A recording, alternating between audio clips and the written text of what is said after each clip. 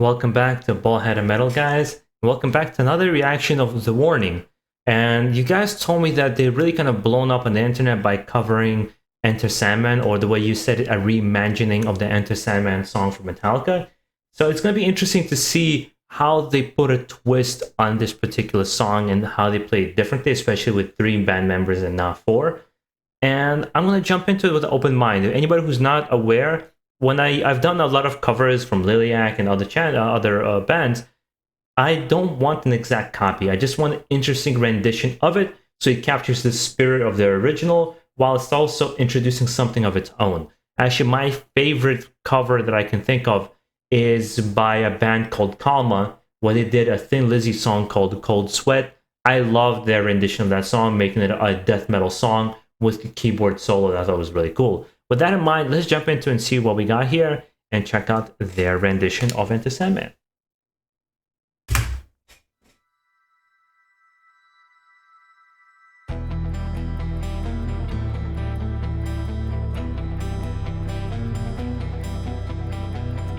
Okay, where they got that main riff.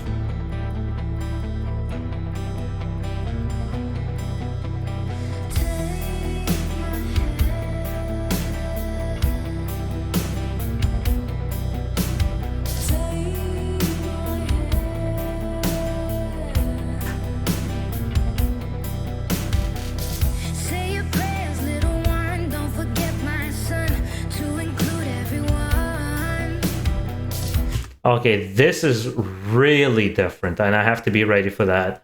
Definitely a reimagining. It's almost like when you hear certain songs being played, like All Along the Watchtower, how many different ways that song has been remade, right? Tuck you in, warm within, keep you free from sin, till the Sandman he comes. Sleep with one eye open, gripping your pillow tight. Exit light, enter night. Take my hand. What I can tell you what I do like is I like the voice. I really like, because last time I got to check, I think what I understand is the oldest sister. She was kind of leading the Warning, Choke, the song Choke. She was kind of leading the vocals there. I love the other sister's vocals. I think they're really smooth and really nice. Do I like this rendition of Enter Sandman? I'm gonna hold judgment until the end. We're off to Never Neverland.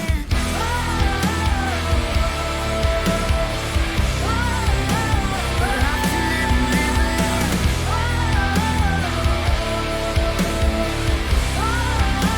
We're off to Never Neverland. Something's wrong, shut the lights. Heavy thoughts tonight, and they aren't half so white.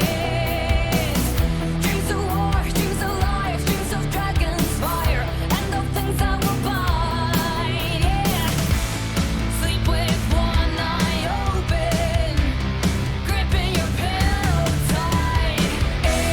Exit light, enter night.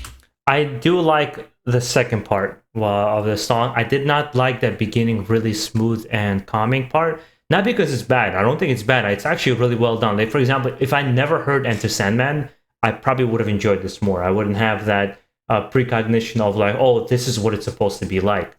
But for me, so you understand where I'm coming from, is Metallica is probably my gateway into heavy metal.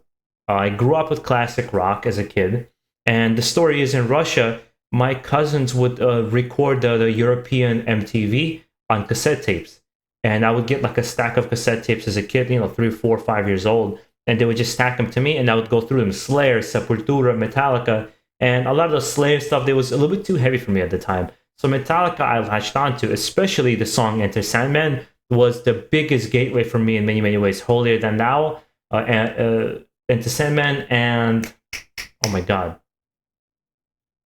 I'm blanking out on the third song that was the music video. But Wherever May I Roam was another one. So it has a special place in my heart, not to mention the production of the Black Album and how bombastic, like it had that really well-produced sound. I know it's a commercial album, I'm not going to argue about that, but the way it sounds is great. And this basically changes genres for me for this particular song, from a heavy metal song into like a rock, almost rock alternative song. And that, I'm not going to say if it's bad or good. I'm going to say it's not particular for me. But when that second part came in with more reminiscent of what the Black Album was, I like that a little bit more. I'm just, again, saying how I feel.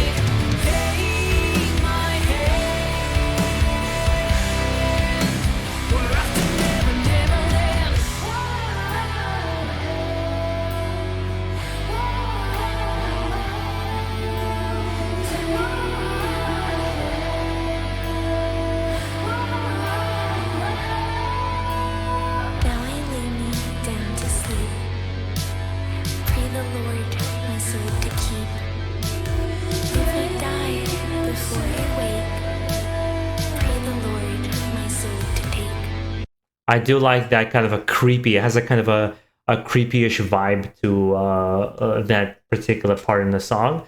I really like that. The music video is really nice too. Whoever did the music video is on point.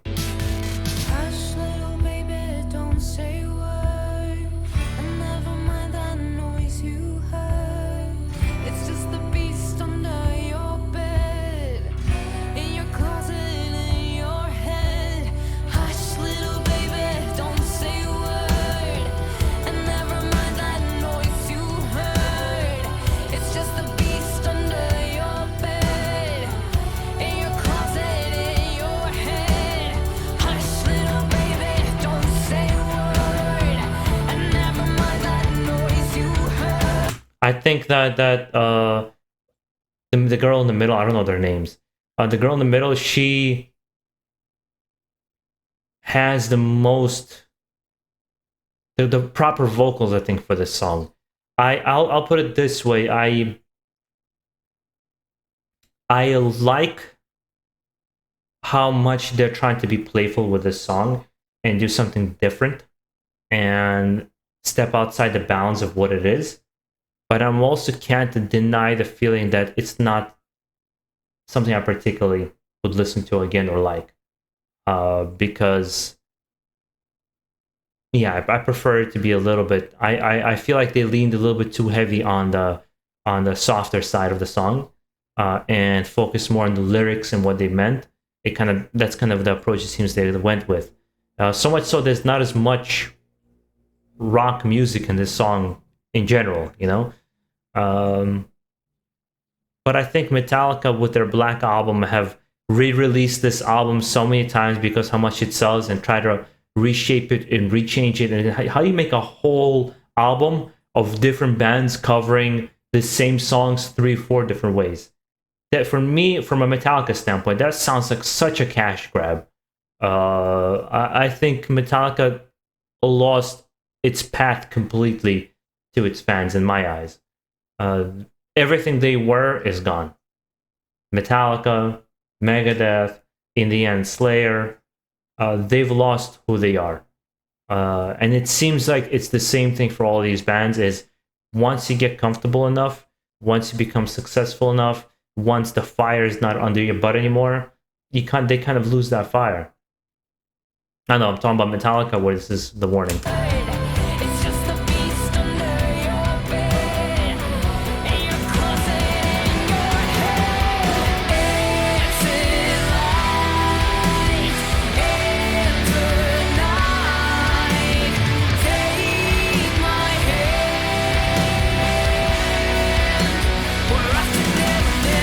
I gotta say, the girl on the left, she has this kind of like a Black Sabbath 60s, 70s outfit with bell-bottom pants. I think it's really cool. And a nice callback to like Dio and all these bands.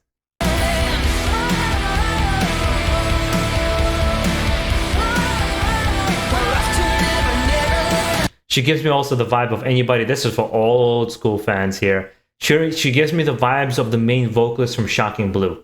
For some reason, she just gave me those vibes.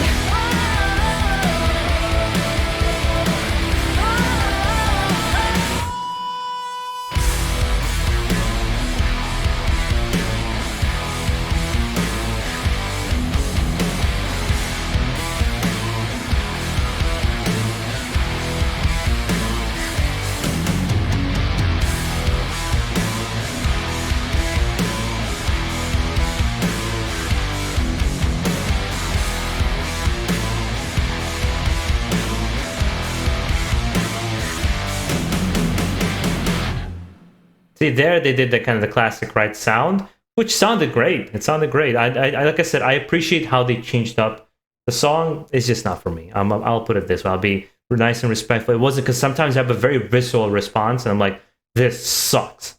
I don't want to hear it. This is not up my thing. This is not the case. I get where they're coming from, and I thought it was a definitely interesting change up on the song. Just not one I would want to hear.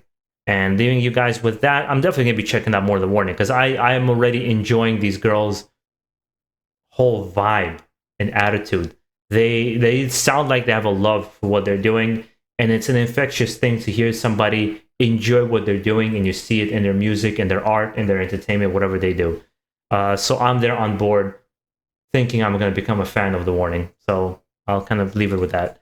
And guys, make sure you enjoy the rest of your week and meet your new year with positive vibes. And I wish for all you guys in the new year that only good things happen to you guys. With the last couple of years being very difficult with pandemic, I want to wish the best for all of you guys. And that's the Russian Eastern European part of me. We like to give toasts on every single occasion. So let it be a toast to all of the viewers of this channel.